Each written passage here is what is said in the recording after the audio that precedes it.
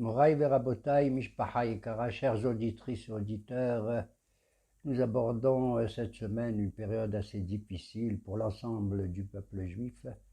Mais il faut voir le côté positif du passé qui nous a marqués pendant des générations et des générations pour essayer de nous réadapter et de permettre véritablement de continuer dans le sens positif depuis la création de l'État d'Israël.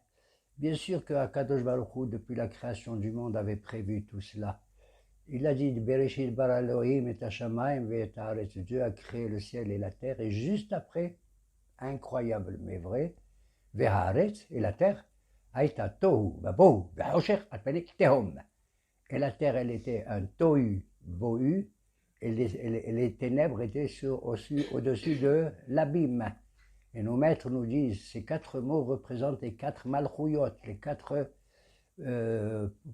quatre royaumes qui nous ont asservis, à savoir Tohu c'est Babel, Bohu c'est Madaï, Hoshech les ténèbres c'est qui? C'est la Grèce avec sa philosophie qui croit nous éclairer. Elle a donné des fleurs mais pas des fruits. Hoshech alpen et Tehom, mais l'abîme profond, on ne voit pas la fin de cet abîme, c'est Edom, Nachon. Donc Akadosh Baruch Hu a prévu tout cela.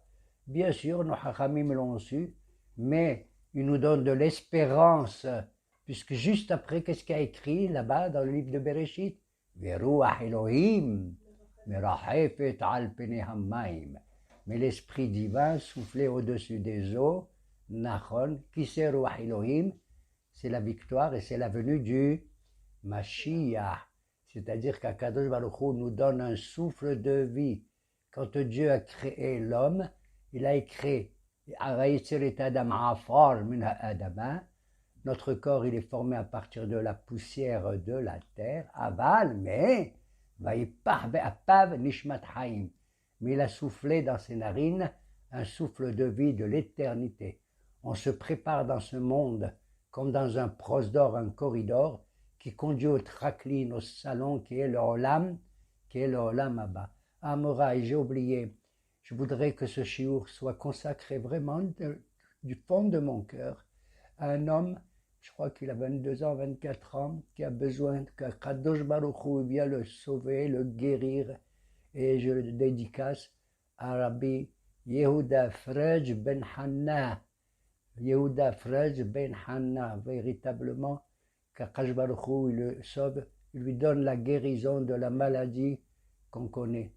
Et s'il s'appelle Frej, chez nous, quand on finit les 3 semaines, le Shabbat de Nahamou s'appelle chez nous Shabbat Frej, qu'Akadosh Baruch Hu le délivre, amen. N'oublions pas que c'est le fils de Hannah, et que Hannah va titpalel Hannah, que c'est grâce à Hannah qu'on a trouvé dans ses prophéties les mots qui conviennent pour former toute la Hamida. Tu le sais, quand tu fais Refaenu, quand tu fais Honena Da'at, et quand tu fais Tiqab et Shofar et tout, c'est grâce à Hannah qu'elle a écrit ça dans sa prophétie, dans ce beau cantique qu'elle a composé, Naron. Et je voudrais vraiment, avec les larmes qu'il y a dans mon cœur, prier pour cet enfant, pour cet homme, qui est d'ailleurs le fils du Rav Partouche, ici, chez nous, dans le quartier de Har Homa. Amen, ken herason refaenu Hashem erafe betoch kol sharhu li'ammo Israël. Et j'en profite pour permettre et demander à Hashem d'aider tous ceux qui ont des ennuis, parmi lesquels une de mes filles, Sarah, qui a des petits ennuis. Je dis les petits, c'est vrai pour elle c'est un peu lourd, mais c'est comme ça, Kadosh Baruch Hu, il a brûlé les pierres et le bois du Beth Amikdash pour pas nous brûler à nous, Nachon, hein? Ainsi il a pu nous épargner. Berohem, Berogez, Rahem, Tiskor. Même quand tu es en colère, pense à la Rahmanout. C'est une période. Toute l'année, on ne doit pas être vulgaire, on ne doit pas faire des remarques atroces aux uns et aux autres, mais surtout pendant cette période. Et d'après nos haramim, surtout entre les 4 heures à partir du lever du soleil jusqu'à 9 heures. C'est-à-dire, en gros, depuis 10 heures du matin jusqu'à 1h30, 2 heures de l'après-midi. On nous recommande, parce qu'il y a Barminan, un Yetzerara qui s'appelle Ketev Meriri. Ne vous asseyez pas entre l'ombre et la lumière, nous disent nos maîtres. C'est bizarre, mais c'est comme ça. Parce que ce Ketev Meriri, il nous veut du mal. On a le droit de sortir seul, même dans la ville, parce qu'il y a du monde, mais à l'extérieur d'une ville, il ne faut pas sortir yahidi tout seul. Beseder. Alors il y a un tas de prescriptions pour ces 3 semaines. Kol rotfeha isigouha ben metzarim. Tous ceux qui nous ont poursuivis, c'est pendant cette période-là, et qu'il n'y a pas que le Tsahar d'Israël. Lui-même, Akadosh Baruch Hu, la Shrina a dit Immo Anochi Betzara. Je partage avec vous la détresse. Et moi, j'ai envie de pleurer, pas de ma détresse à moi, de la détresse des autres, parce qu'Hachem, il va nous délivrer de cela. Mais Keilou, je ne comprends pas qu'Hachem, il peut être dans la détresse. Alors Hachem, quand je fais la prière, pas seulement pour nous, mais surtout pour toi, c'est bizarre de parler comme ça, Kibiachol. Maman, c'est bizarre. Et je te demande, Hachem, puisque toi, tu as envoyé tout ça, et que tu nous demandes de faire quelque chose. Kolzman, chaque génération qu'on n'a pas construit le Mikdash, c'est comme si on l'avait détruit. Alors, je sais. Alors moi, je fais confiance à Rashi, que j'adore. Rashi, notre grand rabbin français, intellectuel et tout, qui a dit que le 3e Beth Amikdash, il va tomber du ciel. Allah, Kadosh Baruch Hu, fais tomber du ciel comme tu as fait tomber la manne et que tu as donné de l'eau et tout. Alors on approche ce mercredi de Rosh Chodesh du mois de Av. C'est le seul personnage qu'on sait. Tu sais qui c'est qui est mort à Rosh Chodesh de Av? Aaron. Il a fait Aaron. C'est le seul personnage biblique dont on sait la date exacte et le jour et le mois où il est mort. C'est-à-dire, il était Ohev Shalom et Rodef Shalom, etc. Même Moshe Rabbeinu, on ne sait pas, il n'y a pas écrit quand il est mort. On fait une déduction, on dit qu'il est né, qu'il serait mort au 7 Adar, mais on fait une déduction, d'accord? C'est pareil pour Myriam, elle serait morte pendant le mois de Nissan, mais on ne sait pas quel jour, etc. Alors on voit comment, avec l'amour qu'avait Aaron pour ses frères et tout le monde, puisqu'il recevait les gens qui faisaient des péchés au Beth Amikdash, Moshe Rabbeinu, il était midat ad-din. Il disait les choses comme Dieu lui disait. Pas de sa bouche, mais il était obligé de nous engueuler, entre guillemets. D'ailleurs, on va voir que dans la paracha de cette semaine, qui est la paracha de Devarim, du Pentateuch, c'est le 5e livre, du Humash. Et là, il y a écrit au début, Elea Devarim, Asher Diber Moshe. Voici les paroles que Moshe dit. Qu'est-ce que veut dire que Moshe dit? Pendant les 4 livres, il y a écrit Vaidaber, Adonai, El Moshe, les morts. C'est Dieu qui parle à Moshe. Et Moshe, il dit les choses qui viennent de Akadosh Baruch Hu lui-même. Et là, avant sa mort, 37 jours avant sa mort, Moshe Rabbeinu, il parle. Tout se passe comme si le Ruach HaKodesh, elle vient de sa bouche à lui, et que la Shekhinah, elle parle dans sa bouche. Il prend l'initiative. Elea Debarim. Voici maintenant, c'est mes paroles à moi qui s'adressent à vous.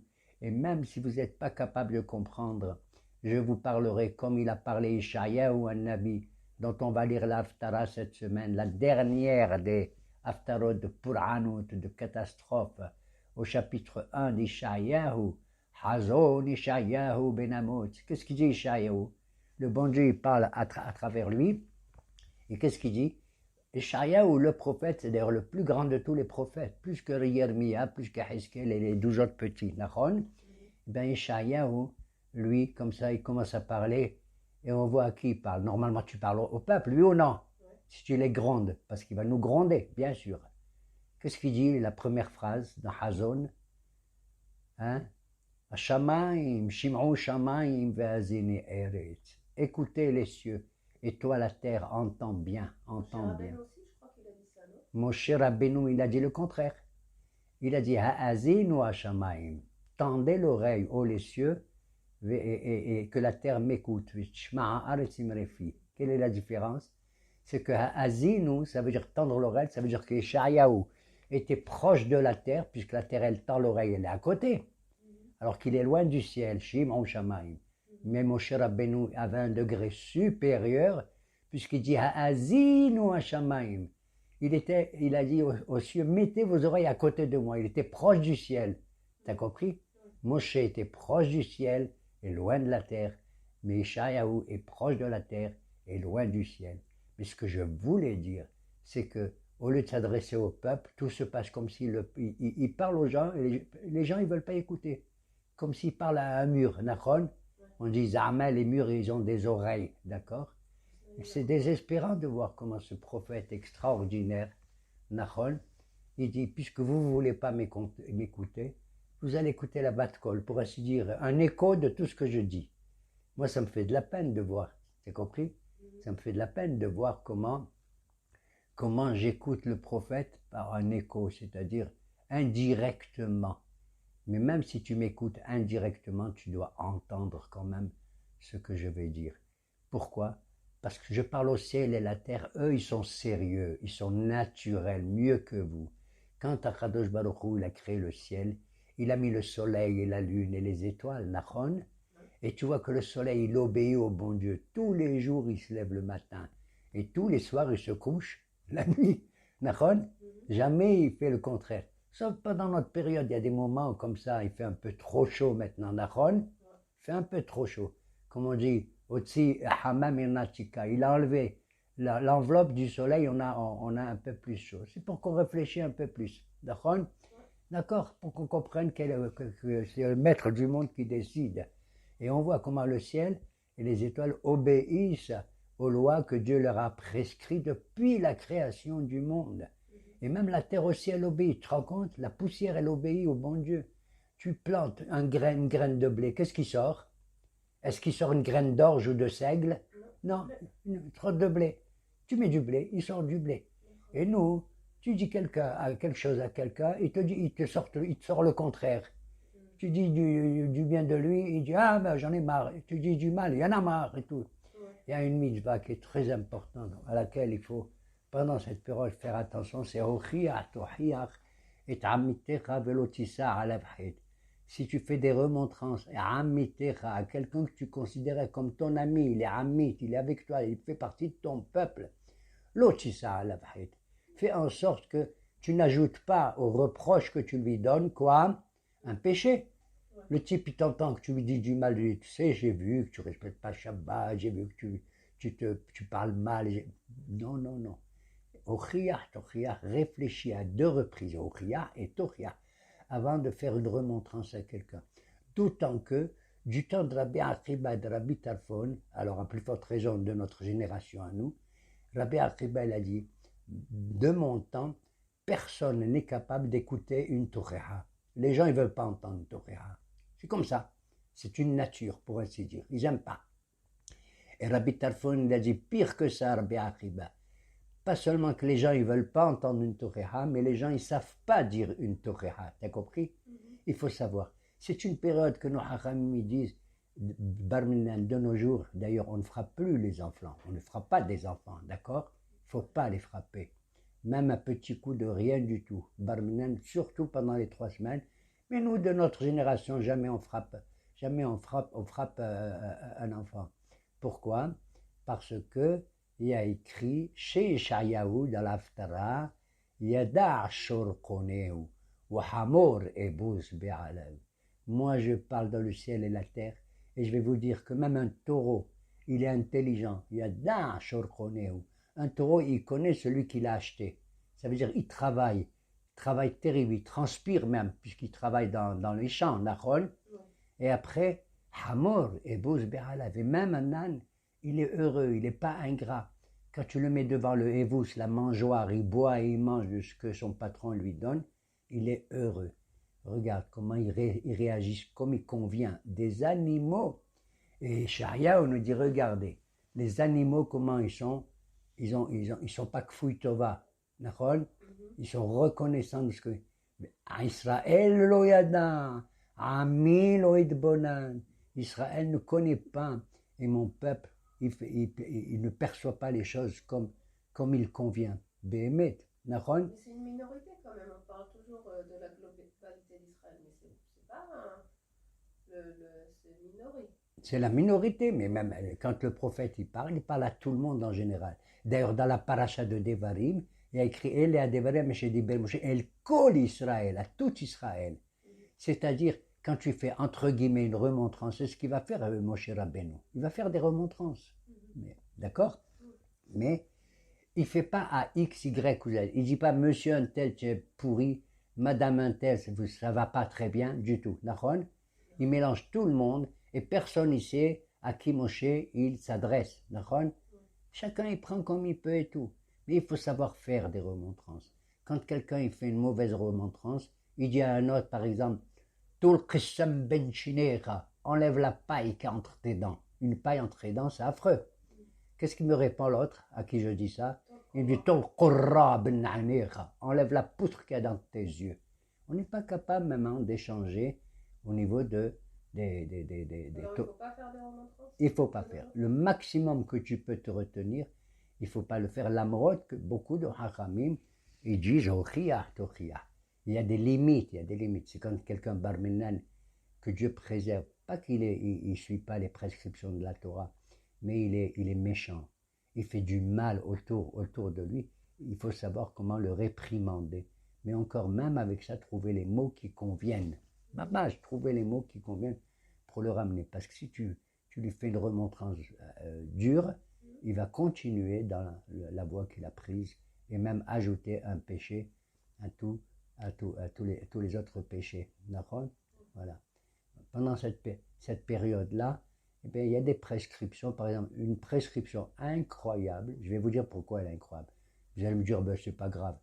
On n'a pas le droit d'écouter la musique avec des instruments. D'accord? Tu n'as pas le droit d'écouter la guitare, le violon et tout. Peut-être le tof, le darboka. Ok?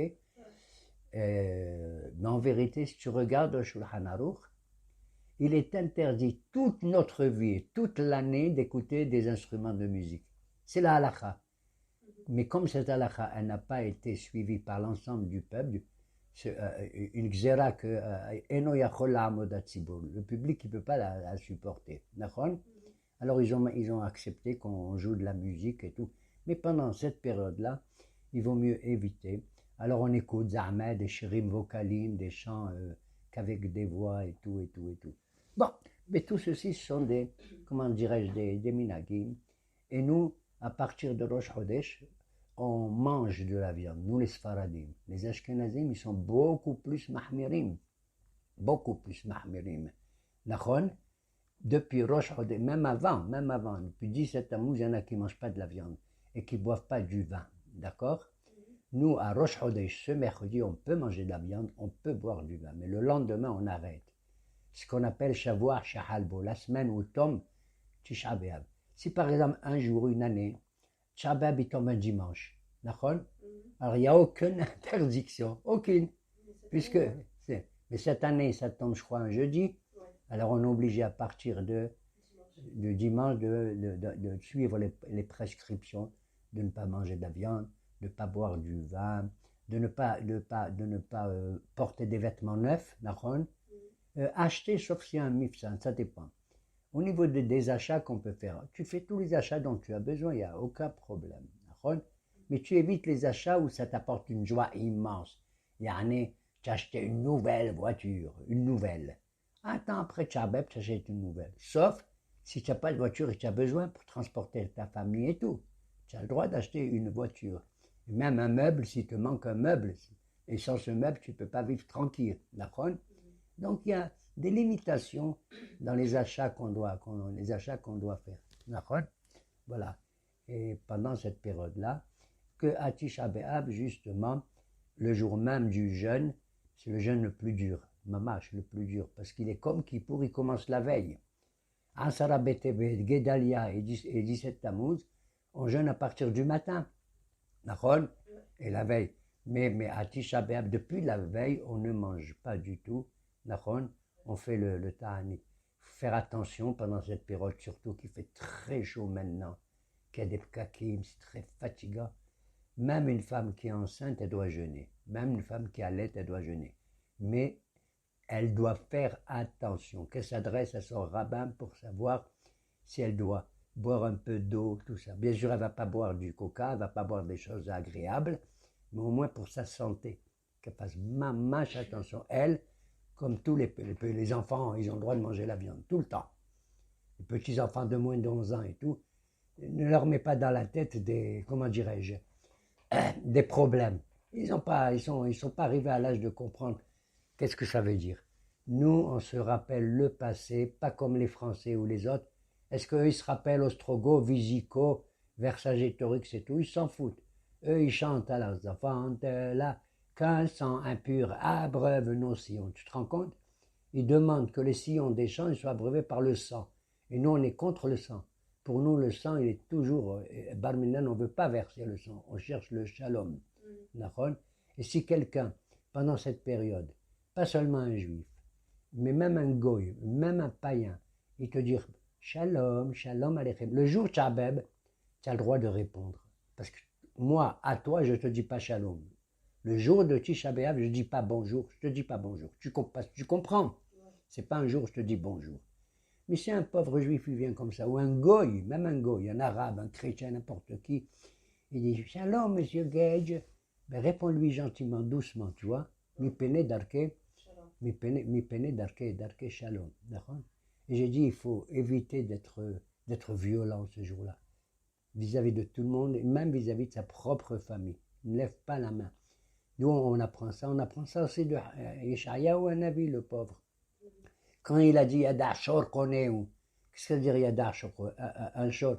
Et moi, je me rappelle quand j'étais petit, à Constantine, d'abord, je voudrais rappeler aux auditeurs qu'on faisait vraiment le Tikkun Hassot à midi. Je sortais de l'école, j'étais petit, j'avais 10 ans, 11 ans, je courais comme un fou à 11h30 pour aller à la synagogue d'un rabbin qui s'appelle Bession. Il pleurait toute l'année, celui-là, le mesquin. Je l'adore, ce rabbin. Tu vois, il est resté encore dans ma mémoire. Et on allait à la synagogue, et je voyais tout le monde assis par terre, à midi. Ils étaient assis par terre, tout le monde, et le rabbin par terre, et tout le monde y chantait, il pleurait, et avec des airs un peu tristes, très tristes. Kol berama nishma. Et même en arabe, on dit Yabdad moueshtari oueshtamel ben tawa. Au fils de l'homme qui est orgueilleux, qu'est-ce que tu vas faire avec cet orgueil? Si tu te réjouis aujourd'hui, Barmenan, la mort te souviendra quand? Demain. D'accord? Et il y avait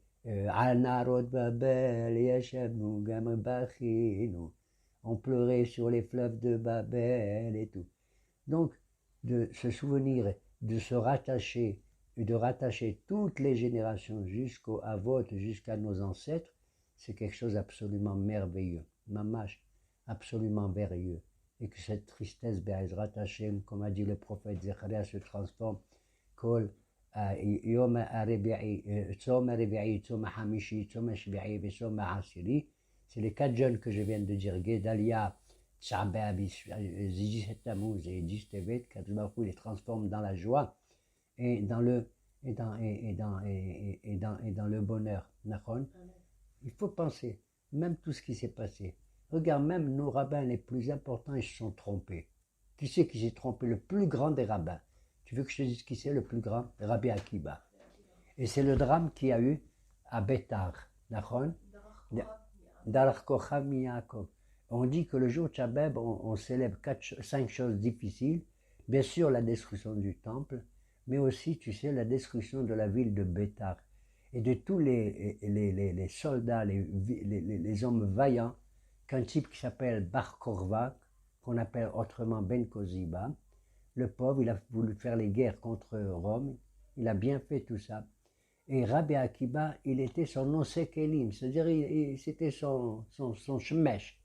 Il portait les affaires de Bar Korba et pour lutter contre les Romains. Et on raconte Rabbi Akiba avec d'autres rabbins, il a considéré, c'est ce que dit le Rambam, que Bar Korba était le Mashiach. Incroyable, tu as vu? De là, j'apprends qu'il faut se méfier quand on parle du Mashiach, il faut se taire. Quand il arrive, il arrive. Il n'a qu'à arriver, c'est tout. Il n'a qu'à arriver. Quand il arrive, moi, je mets un beau costume, je me prépare comme je peux. Et puis c'est tout. Et puis c'est tout. D'accord? Et on voit comment Bar Korba, il est mort. D'accord? Il a été tué, alors c'est un homme énorme, géant, un héros, un homme fort, incroyable. Et qu'il marchait même, les Romains, ils ont tué des milliers et des milliers. Les Midrashim, ils exagèrent, parce qu'ils disent des millions et des millions. Il n'y avait pas des millions dans la ville de Bétar, c'est la ville de Bétar, d'accord? Eh bien, bon, mais ça veut dire beaucoup. Ils marchaient même, ils les ont tués, ils ont laissé leurs cadavres comme ça pour presque pour former une barrière dans les vignobles du souverain romain. D'accord? Un gader, ils en ont fait un gader. Pendant 7 ans, ils n'ont pas enterré les pauvres héros juifs, les soldats juifs de Bar Korba. Pendant 7 ans. Au bout de 7 ans, le nouveau souverain romain, il a autorisé qu'on les enterre. Et nos maîtres nous disent quoi? Ils nous disent que l'onisrehu, que Dieu préserve, les cadavres de ces héros juifs, ils n'ont pas pué, ils ne sentaient pas mauvais. Un cadavre tout de suite, il sent mauvais dès le début, tu le sais. Voilà pourquoi il y en a qui mettent des fleurs à Hamas sur la tombe de ceux qui sont morts. L'onisrehu venit nous la kvora, et on a permis qu'on les enterre. Donc il y a eu 2 choses. Alors là, je deviens dingue. À quel moment je rappelle tous les jours de ma vie la mort de Bar Korba et des héros, de Bétar, des héros? Quand? Tu sais quand? Pendant que je fais le Birkat Amazon. Le Birkat Amazon, il a 3 brachot qui sont mis de Horaïta. Azan et Takol, c'est la première. Qui c'est qui l'a faite? C'est Moshe Rabbeinu. Dieu, il nourrit tout le monde, pas seulement les Juifs, mais tous ceux qui ont besoin. D'accord? Même la tzedaka, tu dois la faire à un goy, pas seulement à un Juif. Azan et Takol. La deuxième, c'est Ala Ares Ala Amazon. Mon Dieu, je te bénis, la terre que tu nous as donnée et la nourriture. Qui c'est? C'est Yoshua bin Nun, puisque c'est lui qui a fait le kibush Haaretz. La troisième, c'est Bonei Yerushalayim. Qui c'est? C'est David et Shlomo. Ils ont dit Bonei Yerushalayim. C'est quoi la 4e bracha qu'on a ajoutée plus tard? Elle est mise des Rabbanan. Baruch ata Hashem. Atov veha. Atov ametiv. Rahaman, Rahaman, Rahaman. Incroyable, mais vrai, c'est ce qu'ils nous disent nos maîtres. Que Atov ve'ametiv, c'est une bracha que je fais au Birkat Amazon pour les morts de Bétar. Pendant que je mange. Pendant que je mange, j'ai bien mangé et tout. Et le bon Dieu te dit, tu as bien mangé. Rappelle-toi ceux qui sont morts pour que toi tu aies vie maintenant. Et que tu es dans une terre merveilleuse que Dieu t'a donnée maintenant. Regarde la terre où tu vis. Tu te rends compte, en plein Birkat Amazon, où on veut mettre des parfums. Birkat Amazon, où on veut avoir le goût, les odeurs et les couleurs et tout ce que tu veux. Manger les choses les plus douces, les gâteaux, les bonbons, est-ce que je sais, les glaces, nachon. Et juste après la dernière bracha de Birkat Amazon, je pense à qui? Aux morts. Aux morts de Bétar, de Bar Korba, et même de Rabbi Akiva. Le pauvre, il a cru que c'était le Mashiach. Alors nos maîtres nous disent, faites attention. Il faut faire le deuil, mais ne pas exagérer. J'ai dit tout à l'heure, Yada Ashor Koneu, ça me rappelle, quand j'étais, je ne sais pas si je l'ai dit, à Constantine, donc j'ai pleuré avec Rabbi Sion, à Tikkun Hasot, Nachon, et nos maîtres nous disent, à l'époque, quand je me baladais, il y avait des boucheries, et accroché au sommet des boucheries, tu sais ce qu'il y avait?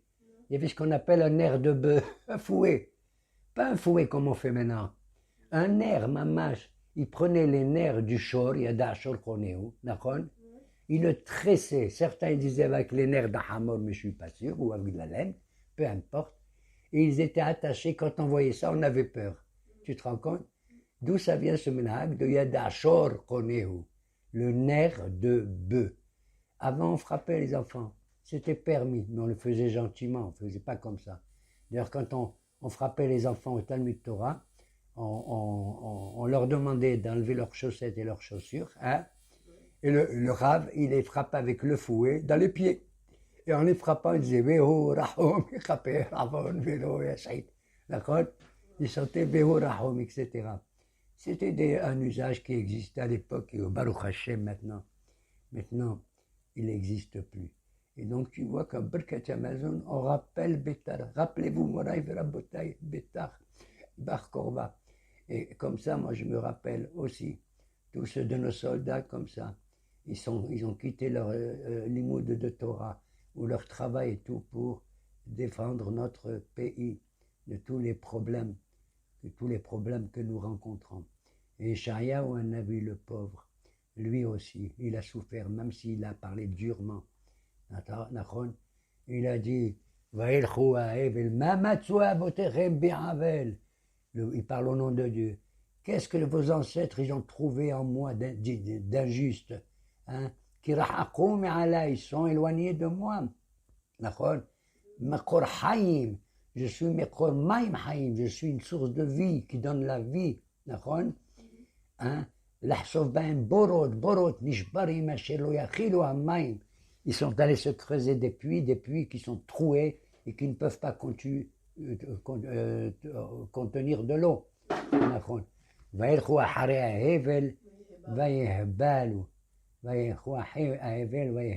Etc. Donc toutes ces remontrances, Yeshayahu Hanavi il est dit. On raconte même, là je ne vais pas m'étendre, qu'un jour le bon Dieu l'a dit à Yeshayahu, tu sais ce qu'il lui a dit? Là je deviens fou, ça j'ai même pas le droit de le dire. Mais j'ai le droit étant donné que c'est écrit. Il lui a dit à une période où tu vas aller tout nu, tu entends? Yahef ve'arum. Tu vas te balader au milieu du peuple, tout nu, et sans les chaussures. Comme ça. C'est incroyable. Comme un prophète de cette grandeur. Il lui a dit, le bon Dieu, je vais te dire ça. Parce que toi, quand tu as voulu que j'ai demandé, qui c'est que je vais envoyer pour parler au peuple? Tu as dit, tu peux m'envoyer à moi. Moi, je suis Témé Sefataim, ou Ptocham Témé Sefataim. Je suis un homme aux lèvres impures. Même lui dit ça, bon nom, c'est la Olam. D'accord? Mais au milieu d'un peuple aux lèvres impures. Le bon Dieu lui a dit, écoute, que tu dises que toi, tu as les lèvres impures, je suis d'accord, entre guillemets. Mais que tu es au milieu d'un peuple aux lèvres impures, je ne veux pas. Moi, je veux, comme j'ai dit pour Elia Nabi, que tu peux engueuler le peuple, mais quand tu parles à moi du peuple, dis des choses bien. Parce qu'un prophète, c'est l'avocat du peuple juif. Vous avez compris? Hein? Quand un prophète, un homme, il parle à Kajro, il dit, je t'en prie, fais attention. Et beaucoup d'attention pour Am Israël, même s'il se comporte mal. Il a écrit, Banim atem ladonai Elohechem. Vous êtes toujours les enfants du bon Dieu. Banim ashhitim. Vous êtes des enfants un peu chauvavim, un peu comme ça, catastrophiques. Hein?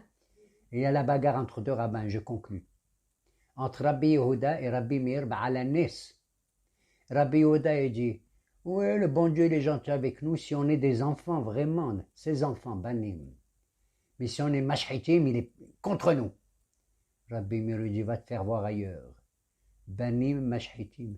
Même lorsque vous êtes des Mashhitim, des détracteurs, vous restez les enfants du bon Dieu. Vous avez compris? On y reste toujours les enfants d'Hachem.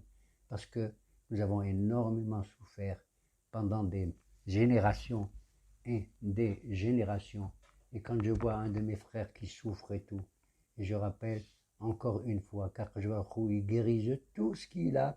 Yehuda, Freud, Bar Hanna, fils du Rav Partouche de chez nous, Nachon, et qu'il enlève les soucis de ma fille Sarah Bat Yaakov, Bat Rivka, et qui lui dit, laisse tomber, ton frigidaire il marche pas, ton lustre il est tombé, c'est pas grave, Akadosh Baruch Hu, il te trouvera un nouveau lustre et un nouveau frigidaire, grâce auquel on va être sauvé de la chaleur que le bon Dieu il va enlever et qu'on va être capable de supporter. Cette chaleur-là, tu sais à partir de quand elle est arrivée? Il y a un petit oiseau qui nous l'a annoncé. Tu sais lequel? À l'époque du Maboul, du déluge, Noah, il était dans la Teva. Et il ne savait pas combien de temps ça allait durer le déluge. L'eau, elle était partout sur les montagnes et tout, à 15 ammot au-dessus, à 8 mètres de haut, au-dessus des montagnes. Et il voit l'eau qui baisse, il dit, je ne sais pas si je descends de la Teva. Il avait envoyé au début le corbeau a dit, après, qu'est-ce qu'il a envoyé qui, Noah? La Yona. Il a envoyé qui? Une colombe.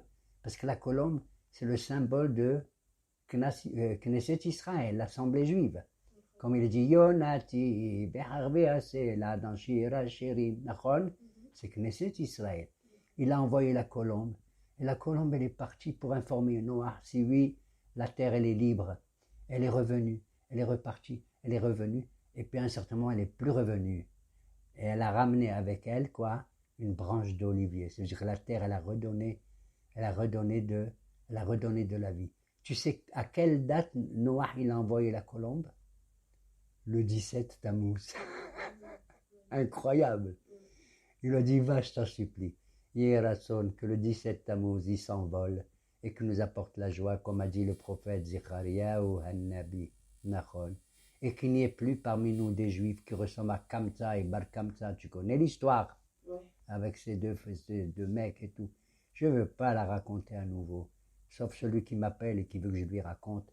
Et s'il y a des auditrices et des auditeurs qui sont intéressés, vous m'appelez, comme ça au moins j'existe moi aussi, mais surtout grâce à vous. Il ratsonne que ce Dvar Torah encore, il nous ouvre les portes d'un climat comme il convient, d'une parnassa comme elle convient, et surtout d'une santé comme elle convient à tous les âmes Israël. Amen ve Amen.